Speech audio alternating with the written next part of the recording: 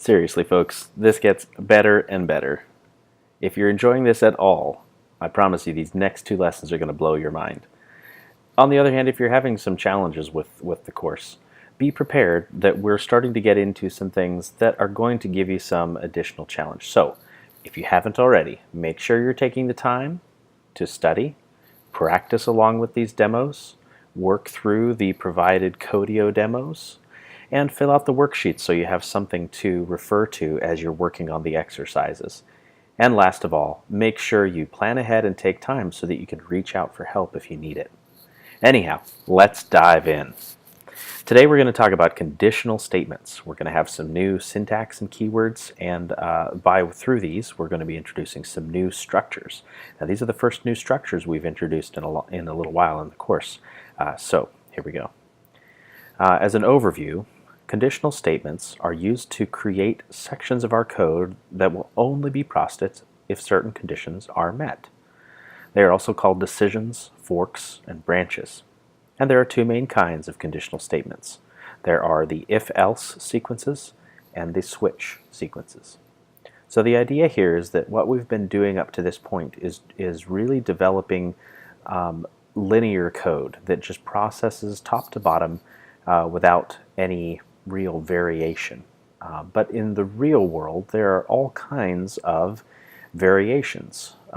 If the user takes a certain action, we might want our smart application to respond differently from if they take a different kind of action. So this is where you introduce the idea of forking or branches. They might come to this decision point, and what our code does in response will vary depending on their actual decision. Okay, so thankfully we've learned a little bit about Boolean values, and we've learned about the comparison operators. Those things are going to become really relevant as we start working with conditional statements. So here we go. First we have the if statement. This allows us to define a single conditional block. So you have the keyword if, followed by parentheses, followed by curly braces. Inside the parentheses, we place the condition, that is, an expression that resolves to true or false. So there's all kinds of things we can put in that placeholder for number one, but the bottom line is it's ultimately going to have to resolve down to either true or false. So we might simply put a Boolean variable there, a variable that contains either the value true or the value false.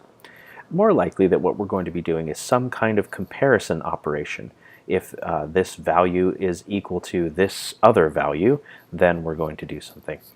Okay, so the condition is what goes in placeholder 1, and we'll look at examples, of course. And then in the curly braces, we're going to place the block. That is the code that will be processed only if the condition in part 1 is true. So this is essentially saying then, if the condition that we've provided is true, process the block of code we have provided. If the condition is not true, then this whole little block will be skipped, and the code entered in placeholder 2 will not be processed. So therefore you have a branch in your code. When the code inside of the curly braces is finished, then the code continues to process what is outside of the curly braces. So here's an example. And an important thing to begin to pay attention to is the way we word our instructions or our prompts. We're going to be looking usually at word problems like this in order to extract a conditional statement. So let's say that the user has a shopping cart and its total dollar amount is stored in the variable total cost. So that's going to be declared before our conditional statement.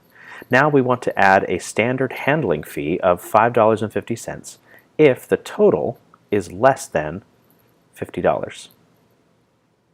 You know what? I think we actually want to... Yeah, okay. Right, so we're going to add that. Yeah, I know. I'm going somewhere else in some future slides, so we started with this. Usually we add a shipping and handling cost if the price is higher, right? But anyway, so we're going to do a standard handling fee of $5.50 if that total cost is less than $50. And we'll also set the handling fee applied variable to true.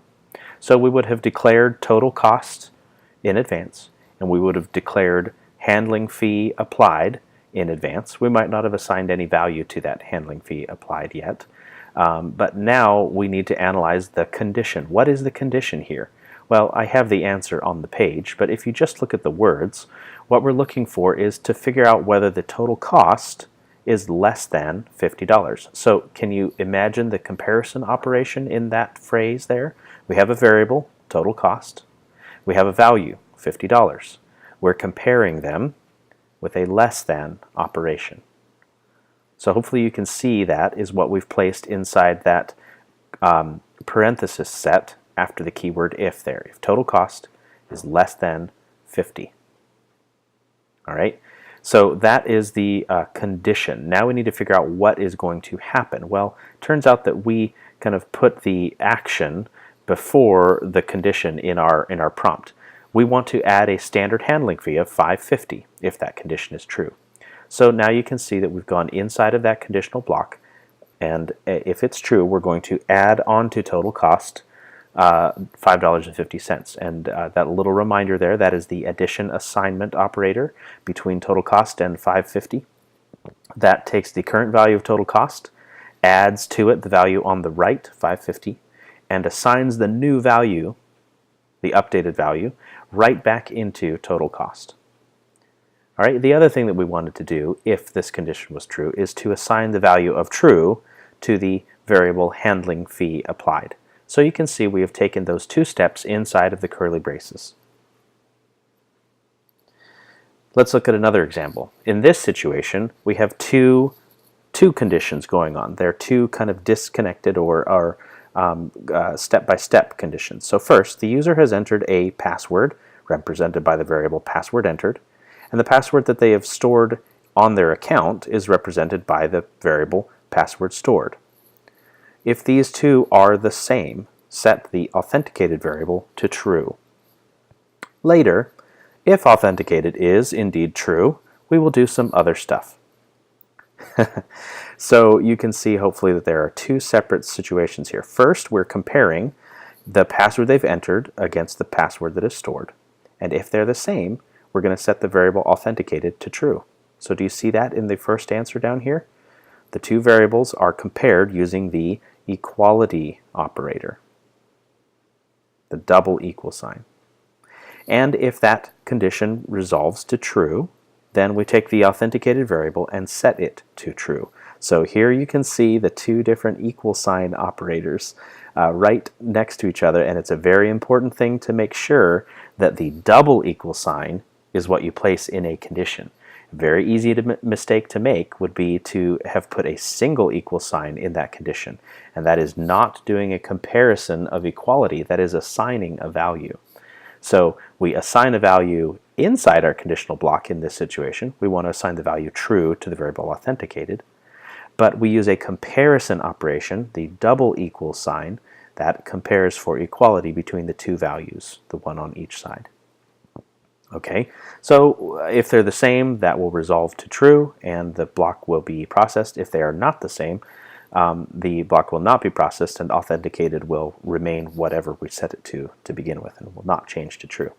So then later, if authenticated is true, we will do some other stuff. So in this case, because authenticated contains a Boolean value, we can just put that variable right inside of our conditional statement there. So notice that we didn't use the equality assignment operator, or sorry, the equality operator to compare authenticated to true.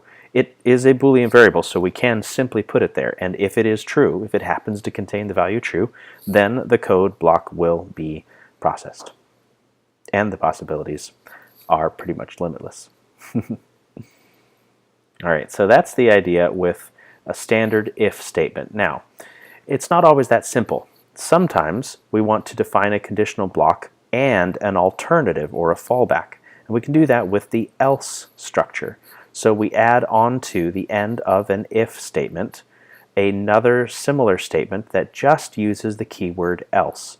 Notice in this situation that we have the same two placeholders as we did with just the if statement, where we provide a condition in parentheses and then the code that will be processed if that condition is true. But when we add an alternative or fallback, we don't have any other condition to define. We're basically saying if that condition isn't true, then do this. So this way, we have one set of code that happens if the condition is true, and we have another set of code that will be processed if that condition is not true. So one of these two situations is going to happen. We now have an A block and a B block. The A block will happen if the condition is true. That's represented by placeholder 2. And we have a B block that's going to be processed if the condition is not true. And that's represented by placeholder 3. Okay, so this is very handy for most of the times when we want to do a conditional statement. Usually, we want to do something as a fallback if the condition is not true.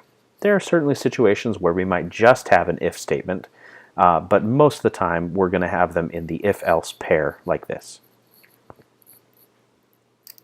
So here's a situation. Building onto what we did before, so we have a standard handling fee and we have a greater handling fee. So the user has a shopping cart and its total dollar amount is stored in the variable total cost. If the total is less than 50, add a standard handling fee of $5.50. Otherwise, add a greater fee of $8. All right, so you can see how we modified that. We have the same condition as we did before. Total cost is less than 50.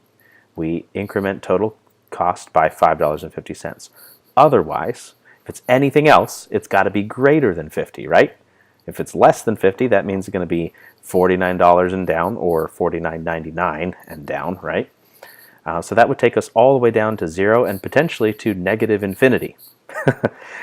Probably not as likely that that would happen, but in theory, that would cover everything below 50. So everything 50 and up is going to get the total cost, or is going to get the the greater handling fee of $8 added onto the total cost. So you see how this kind of divides, and we have the opportunity to do one thing if the condition is true, and something else if that condition is not true. We can also string several conditions together. So this one was very simple, where it's one thing or another thing. Here, it's one thing or something else, and then ultimately there might be, if it's none of these other previous things, do this instead. So this is where we string together an initial if statement, followed by any number of else ifs, and ultimately we might have one else that's kind of the catch-all otherwise. Note that in the placeholders 1a, 1b, and 1n, we are providing consecutive conditions. So if the first one is not true, JavaScript moves on and evaluates the second one. If the second one is not true, JavaScript moves on to evaluate the third, etc.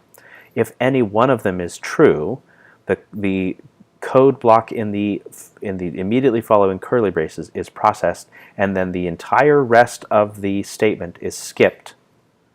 So if 1a happens to be true, then the code provided by the placeholder 2a would be processed, and then we exit out of the whole thing. And so we would never see 2b, 2n, or 3. Okay, but if 1a is not true, but 1b is true, we would have skipped the code in 2a, but we would process the code in 2b. And when that's done, we would exit out of this statement and we would never see 2n or 3. And so on and so forth. So if none of the conditions are true, we would have skipped 2a, 2b, 2n, and on, but we would have the ultimate fallback of code 3. That's the ultimate fallback, the block that is processed only if no other condition is true. Okay, so we would ultimately end up there. That's sort of the default if none of the other actions are true.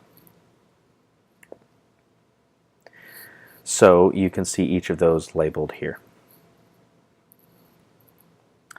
Okay, so if you haven't been able to tell yet, one of the keys that we're going to need to be able to do is to be able to analyze a prompt to identify the conditions and the actions. The conditions are what are going to go inside of the parentheses, and the actions are going to be what are going to go inside of the curly brace blocks. Only when we have identified the conditions can we then look at their relationship one to the next and best determine how to write them out. Usually the actions are more straightforward. So flowcharts, user scenarios, and instructions will contain prompts that hint at a conditional statement. So these are these word problems that we had alluded to earlier. So what you want to do is look for at least one condition. These usually can be cued by the word if. And that's going to translate to your first if statement. Any alternative conditions are something else we need to look for. They are usually cued by the phrase or if. So note that we have an if and then an or. We might do something else, or we might do something else. And this is usually going to translate to an else if statement that will come after the initial if. And then usually there's also a fallback. So this is usually cued by the word otherwise. That's what I try to put in there to help you make that connection that if no other condition is true, otherwise we're going to do this. So if these conditions are true, do this, or if this condition is true, do that, or if that condition is true, do that, otherwise do this. And that is the else statement.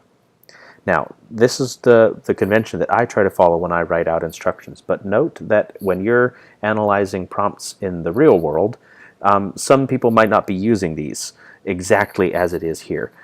Nonetheless, when we're speaking English, we usually use the keyword if when we're talking about conditions. It's the or, if, and the otherwise that can sometimes be a little bit harder to parse out if somebody has not used those specific things. So it's possible that we would say, if this condition is true, do this, or do that.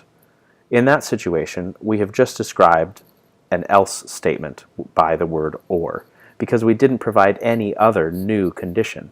So if we only list one condition, but we do provide an alternative, we're talking about an else statement.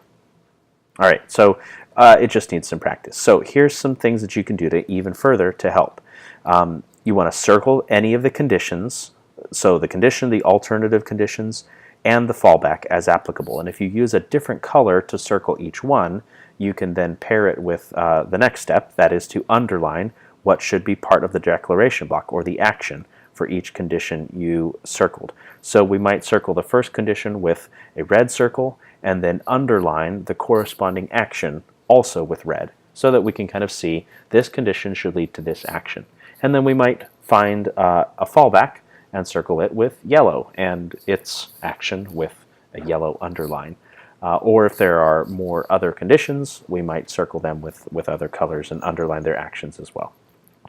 So with those things highlighted, you can then kind of let all of the other words in the word problem blur out a little bit and focus on what should actually happen. So based on what you've identified, you can then write out the essential syntax for the structure. So that would be how many ifs, so there's always going to be one if, but you can say, are there any or else ifs, or is there only just an else? You just write out that structure. So if, and then parentheses, and then curly braces, with nothing in those placeholder spots, and then fill out the if else, and else as needed.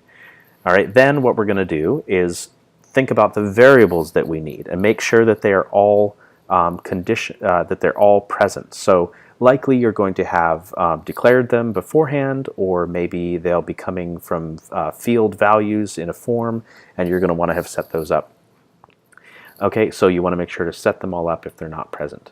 Then you can code each condition. So you're going to go in and fill in the parentheses portions, the things that you had circled in the prompt. Last of all, you're going to code the actual declaration blocks or actions. All right, so here's a prompt. Let's analyze it. Calculate the total cost of the order. Then, if the total is $100 or more, add a handling fee of $12. Or if the total is between $30 and $100, add a handling fee of $8. Otherwise, add a handling fee of $5.50. So first we're going to circle the conditions. Here is one of them, signaled by the keyword if. Here is another one, triggered by the keyword or if. And here's another one, signaled by the keyword otherwise. So you see we have three situations. We have two conditions and one fallback. So what is the code to be processed for the first condition? We're going to add a handling fee of $12. For the otherwise, or for the second condition, add a handling fee of $8. And the fallback, the otherwise, add a handling fee of $5.50. So what does this look like in code? Well, we've got to make sure we have all the appropriate variables set. And then we probably ought to kind of think about how this might look numerically. So if the total is $100 or more, we might draw this on a numbered line like this. That's going to be the first condition, okay? And it's inclusive. It's $100 or more, so greater than or equal to $100. The next condition says if it's between 30 and 100. So we haven't really clarified whether it's going to include 30. So let's just imagine that it's going to be greater than 30. That would, so essentially if the first condition was not true, if we're not greater than 100, we must be less than 100. So all we're doing is setting a next level down bar to say, okay, so we know we're less than 100 now, but let's say that if we're still not less than 30, so we're less than 100, but we're greater than 30, we're going to add that $8 handling fee. And here we have the otherwise, where we have addressed the last situation where we know it's not greater than or equal to 100. We further eliminated that it must now be less than 30, so anything less than 30 is going to get that handling fee of $5.50. So how does this look in the code then? We're going to have imagined that total cost contains the total for the order that we've calculated already. So first we're going to compare total cost to 100, and based on what we mentioned earlier, that should be total cost greater than or equal to 100. In that situation, we're going to add on to total cost 12 and then exit. Or if the total cost was not greater than 100, but it is greater than 30, we're going to add the total, the fee of $8. And otherwise, we'll add the standard fee of $5.50. So there you have it, a full statement written out from a prompt. So I think it's time that we go and practice some of this that we've been talking about. All right, in this demo, we're going to just start out by practicing some conditional statements. So we're going to declare a variable name and assign to it any name you'd like. I'm going to put in my full name. All right. Now, did you know that you can determine the length of a string using the code that's here? So we would say string size is assigned name.length. The .length is a way of determining how many characters are in the string that we have added .length to. So we would count the number here and we'd get the result. Let's log it and find out what it is.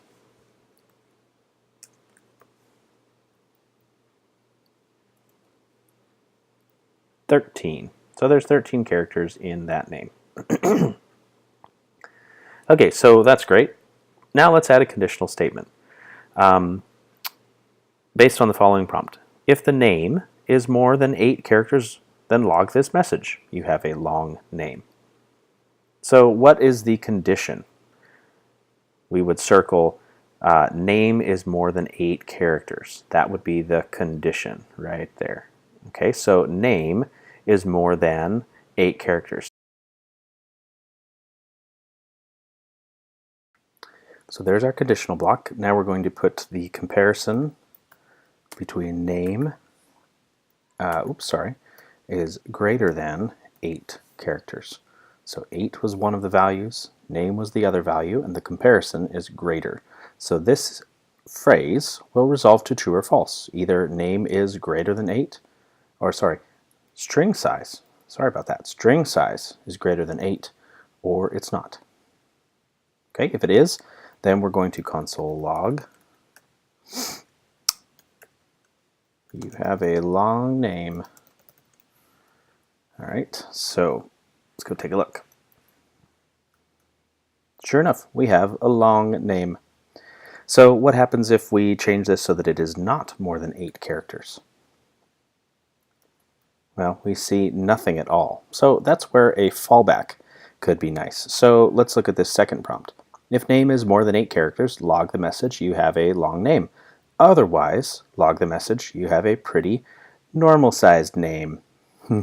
So here was the first condition, and now here is another condition, otherwise. All right, so it's not actually a condition, it's more of a fallback.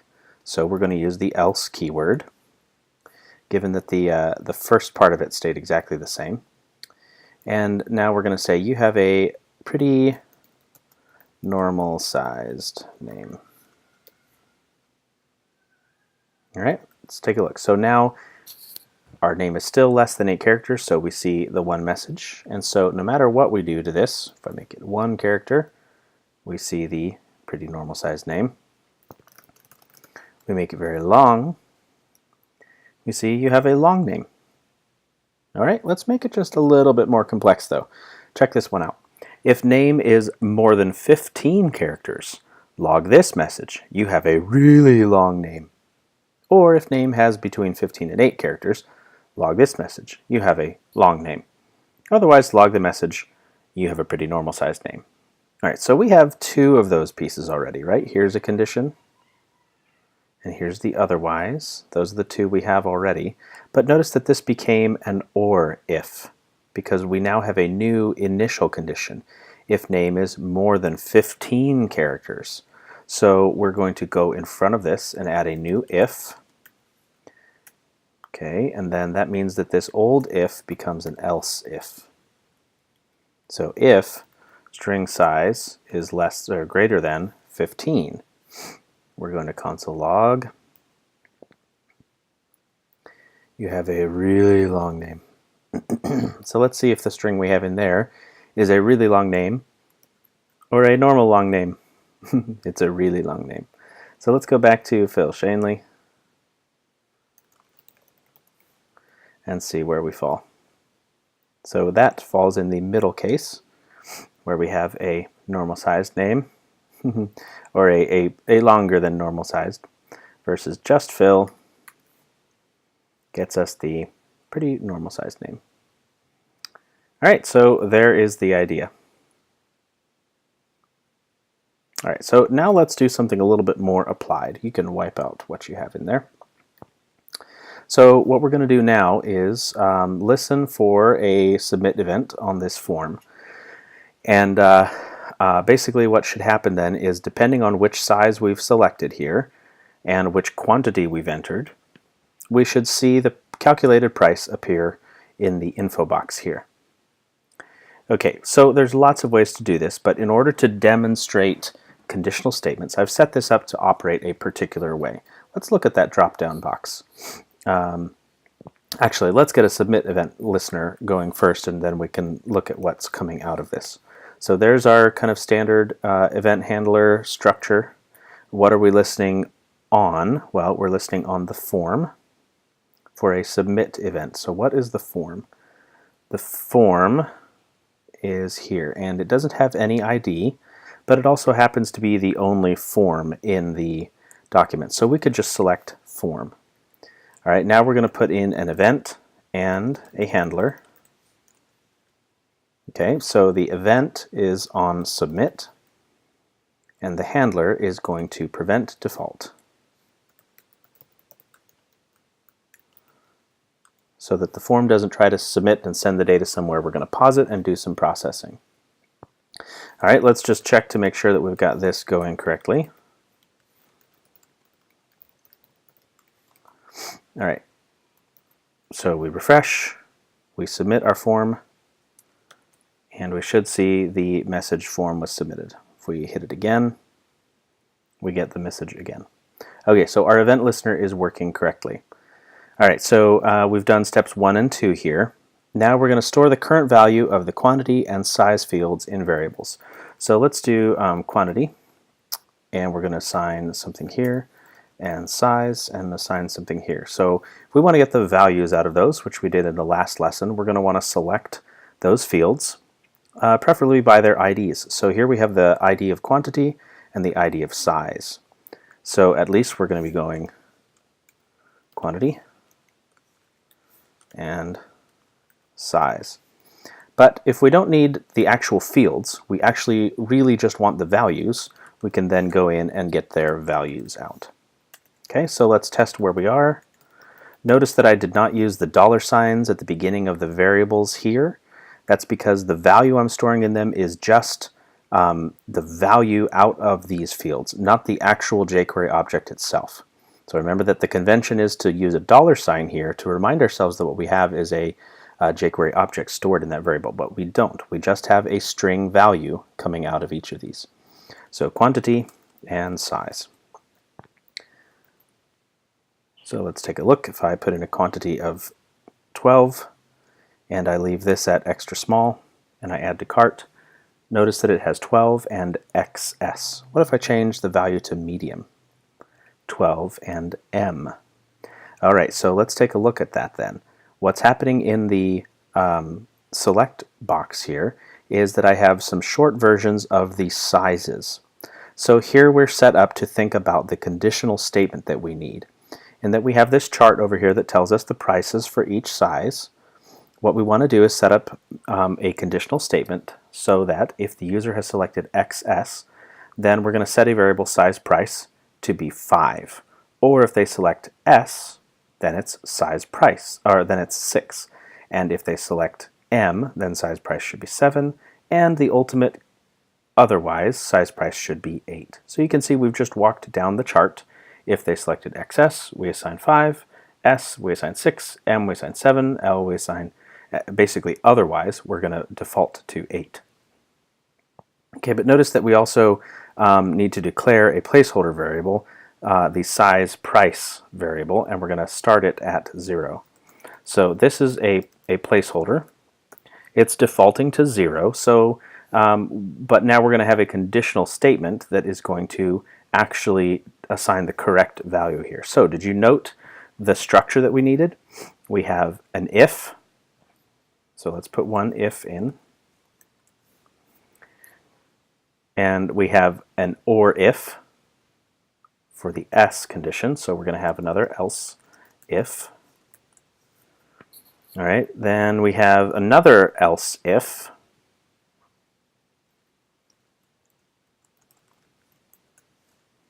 And last we have an otherwise, so we have the catch-all else. All right, now let's go back in and put in the conditions. So if the user has selected XS, so how do we know what the user has selected? Well, that's stored in the size value here. So what we're basically saying is when we say user has selected XS, or user has selected is represented by the variable size. So if size is XS, we're going to assign 5 to size price. Okay, so what we're doing here is an equality operation. If size is equal to XS. If size is the same as XS. Get it? Let's go ahead and fill the others in. If size is equal to S. If size is equal to M. And then we have the catch-all otherwise, which is going to be the same as if it's L or happens to be anything else. We're going to default to the most expensive price. Okay, so we've taken care of the conditions. Now we need to do the actions. So if it's XS, then size price should be set to 5.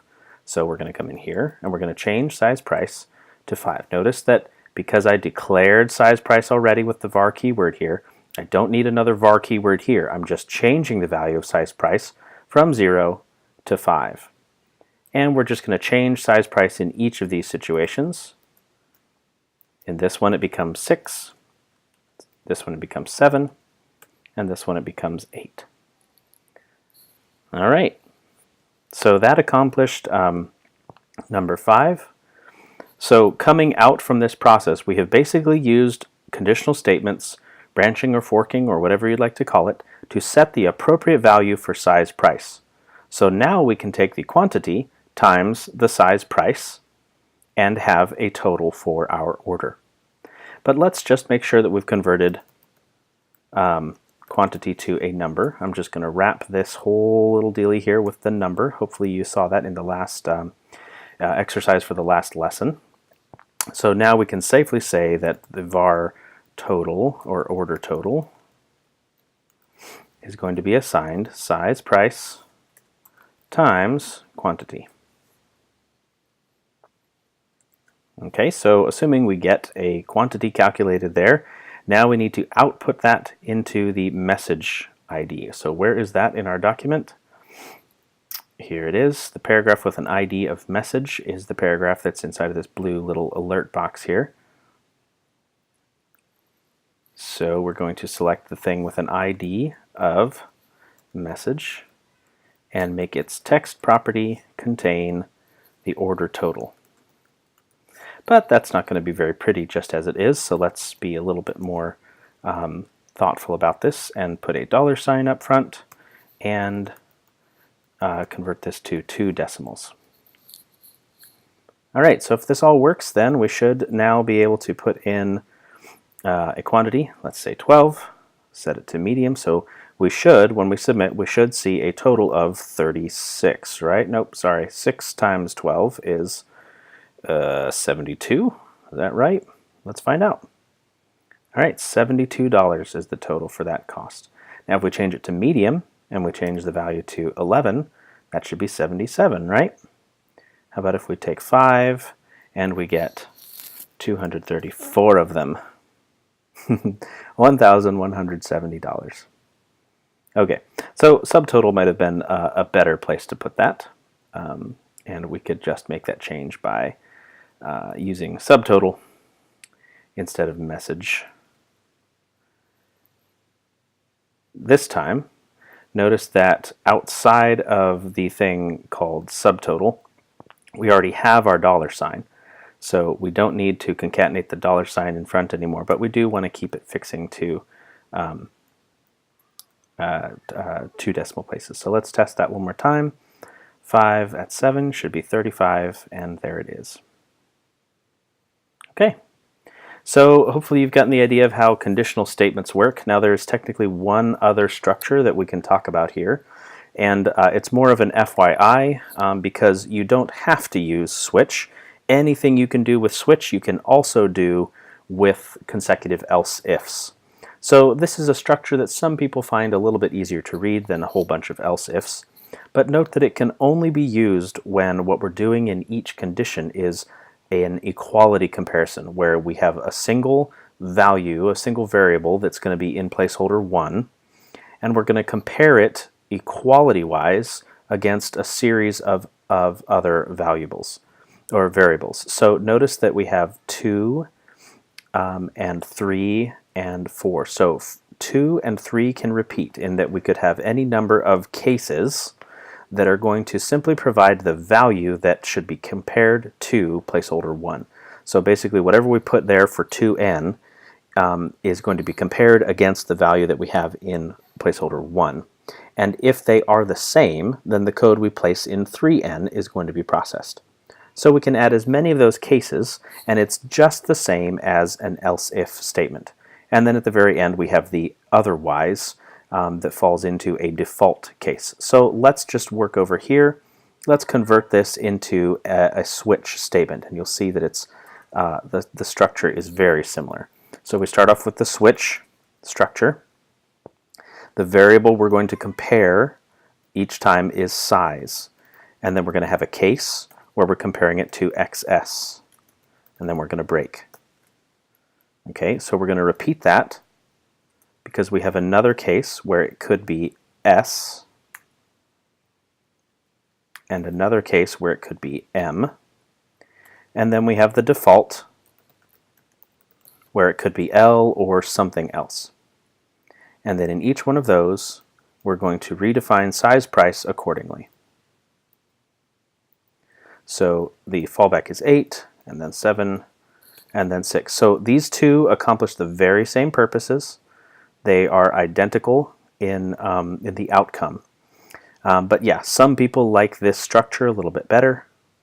It's rather subjective. All right, so we can remove that, and we should get to the same outcome in the end, where a price is calculated. 5 items at 6 should give us 30. Okay, so that is conditional statements, folks.